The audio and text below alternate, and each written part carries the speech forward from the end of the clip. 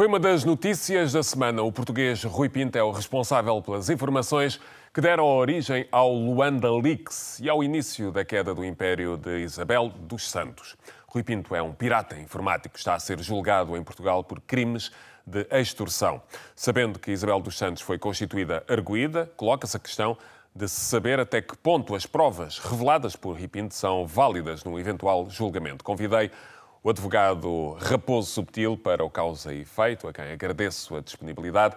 Começamos exatamente por esta questão da validade dos documentos em tribunal, tendo em conta o modo como foram obtidos.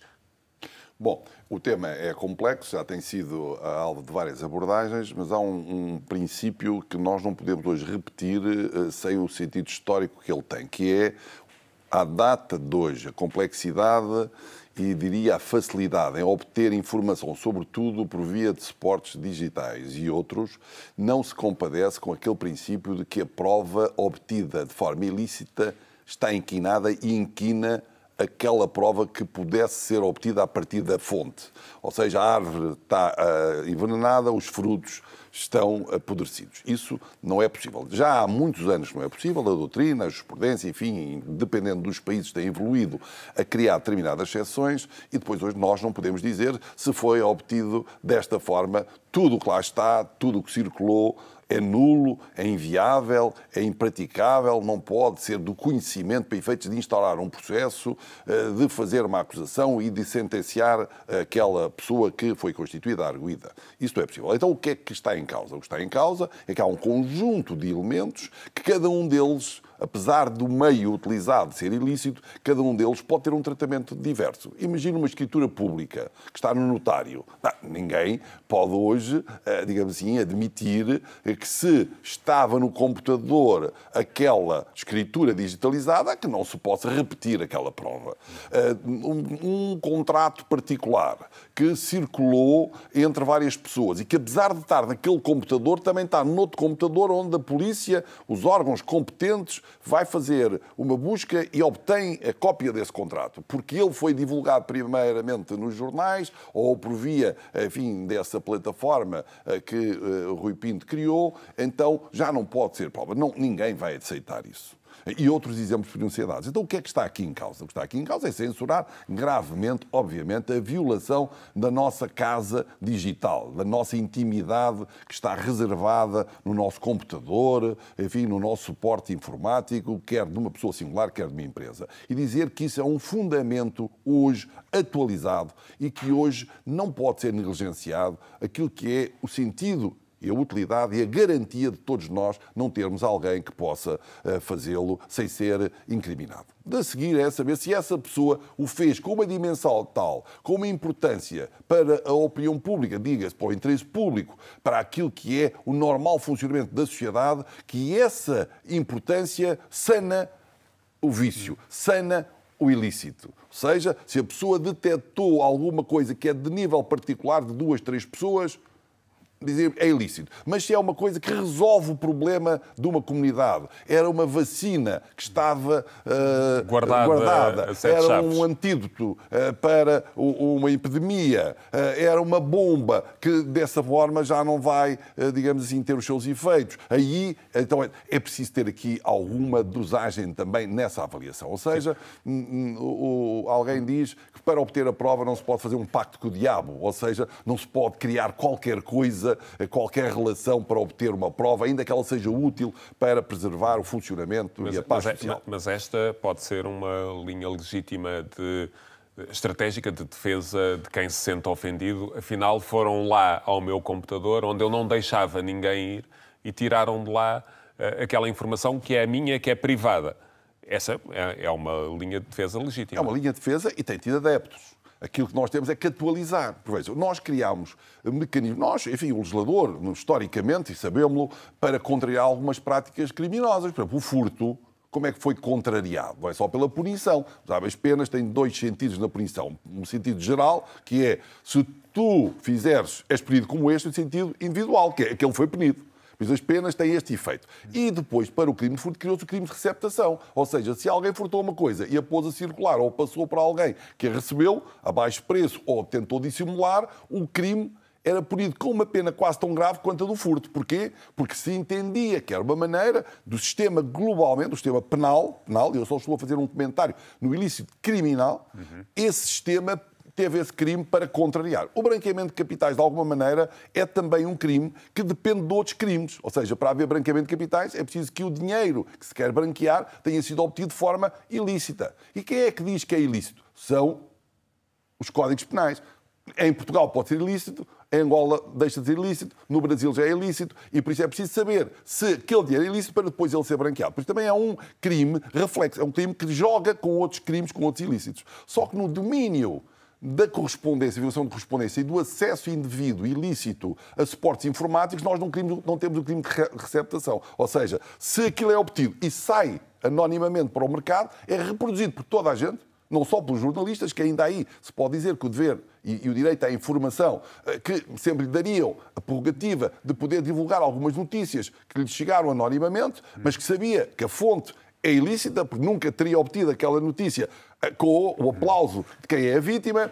Agora pergunto, e se não é um jornalista? Como aconteceu no Futebol, que era, enfim, os outros clubes a publicitar nos seus sites, em programas de televisão, em debates, em conferências, material que sabiam que era ilícito. Há receptação do ilícito para contrariar as pessoas que têm uma tendência para devassar a nossa casa virtual. Não se criou ainda esse sistema. Ou seja, o nosso sistema tem que ser aperfeiçoado. E aí vem a questão da prova também. Neste caso, neste caso particular, temos alguém que diz fui eu, no caso Rui Pinto, fui eu que fui lá tirar esta informação e que a entreguei, não que a divulguei, que a entreguei a uma plataforma de jornalistas que esses sim a divulgaram.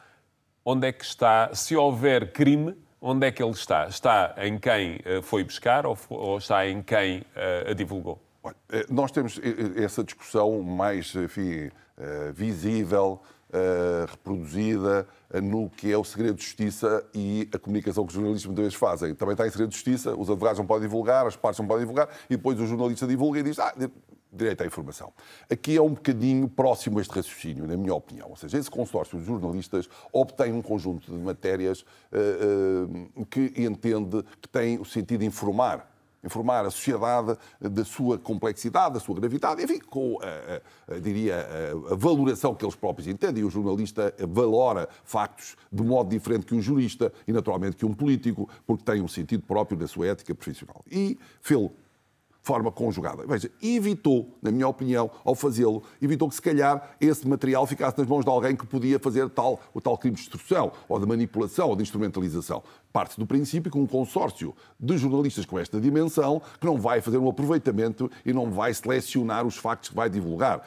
Vai fazê-lo de acordo com o sentido público. E daí que as constituições a portuguesa e outras constituições também coloquem ao lado de outros direitos o direito à informação. E às vezes paralisam alguns direitos, como a reserva da vida privada, que às vezes divulgam coisas que as pessoas não querem, diz, mas neste caso... É uma figura pública e tem interesse público que as pessoas fazem. E aqui coloca-se esta questão. Então, quando diz, a origem é ilícita, será que também contamina os protagonistas do consórcio? Também são criminosos? Se é que o primeiro é criminoso ou vai ser criminoso, eu entendo que não.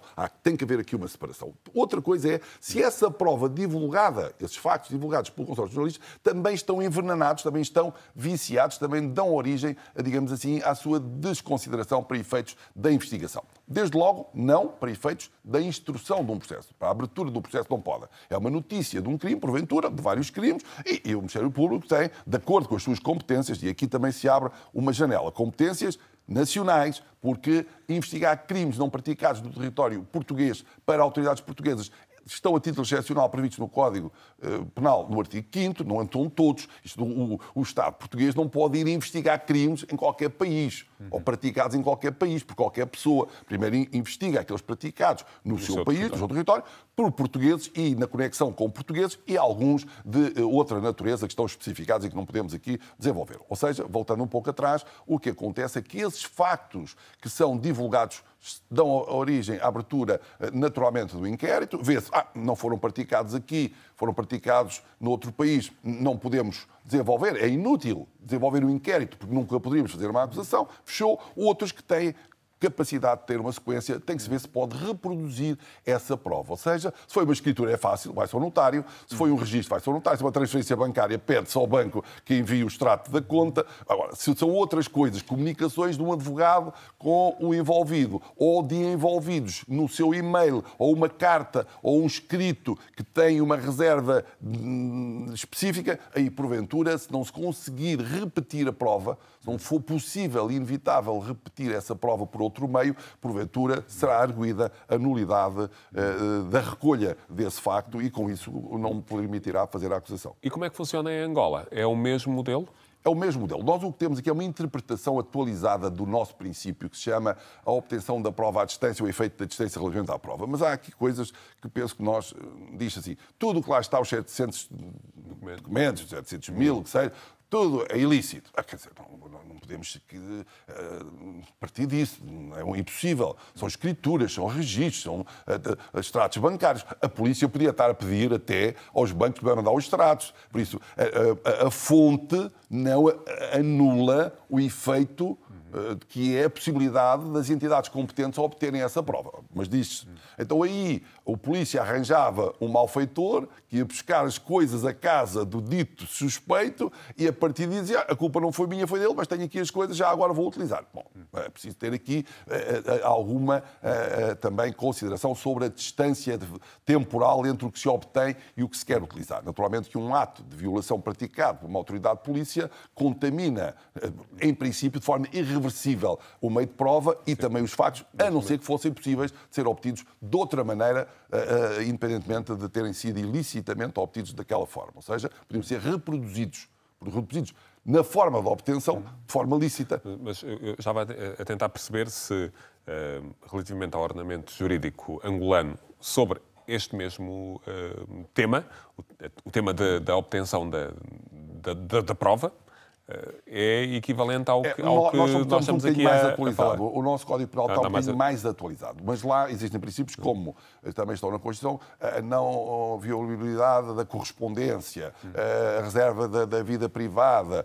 Para se entrar em casa uma pessoa tem que ter autoridade, tem que ter, enfim, um despacho judicial. Isso não existe em Angola. Existe em Angola. Isso existe em Angola. Se foi obtida de forma ilícita, sem que a pessoa quisesse e tal, penso que haverá um quadro legal suficiente para questionar o meio. Há pouco referiu o caso de não se abrir uma investigação, sabendo que há uma série de provas que indicam a possibilidade de um crime. Como o crime não foi praticado no nosso território, no território português, então não se abre essa investigação, não é? Não se abre esse processo. Mas aquilo que é reunido pode ser enviado para o país onde foi praticado o crime? A notícia de um crime está nos jornais. Pode estar, enfim, num escritório de um contabilista. A notícia não são os factos. Quando a pessoa diz que a notícia disseram que havia isto. Mas o branqueamento de capitais, o crime de branqueamento de capitais, salvaguarda que a proveniência de dinheiro, que no sítio onde ele foi originado, seja ilícito. Vamos dizer, que alguém traz dinheiro, dizem lá do país dele, não, mas este dinheiro aqui, isto não é crime. Pode-se obter o dinheiro desta maneira. Há uma atividade de jogo, que em Portugal é ilícita, mas num determinado país jogar forte e é lícito. E a pessoa diz, eu ganhei num país milhões, num jogo. Aqui era ilícito, não pode haver jogo de futurizar daquela dimensão. Mas no país de lá diz que logo não há branqueamento de capitais. Sim. Por isso, temos que distinguir como é que as coisas são tratadas e qualificadas. Não é o que está em causa, aparentemente, não é o que está em causa neste processo com Isabel dos Santos, não é? Mas o que começou foi por uma transferência, eu já comentei, por uma transferência bancária. A prevenção do branqueamento de capitais tem que ser distinguida da punição do branqueamento de capitais. A prevenção já é um dever sobre todos. Nós temos que contribuir, independentemente dos países envolvidos, contribuir para a prevenção. Porque o branqueamento de capitais está ligado ao financiamento ao terrorismo. Só se financia o que se obtém, o que se branqueia. Então, todos nós temos que, fruto da grande catástrofe que aconteceu há uns anos, e bem, temos que estar atentos a não entrada no sistema de dinheiro ilícito que depois permite financiar atividades gravíssimas como o terrorismo. E por isso, branqueamento, mas a prevenção é de todos. Mas já a punição é só dos países que podem ter a ação sobre os factos incriminadores. Nós, no plano moral, podemos censurar tudo, no plano penal só podemos censurar o tipo específico que a lei prevê para ser censurado. Raposo Subtil, muito obrigado por ter vindo ao Causa e Efeito ajudar-nos a perceber um pouco mais estes contornos legais.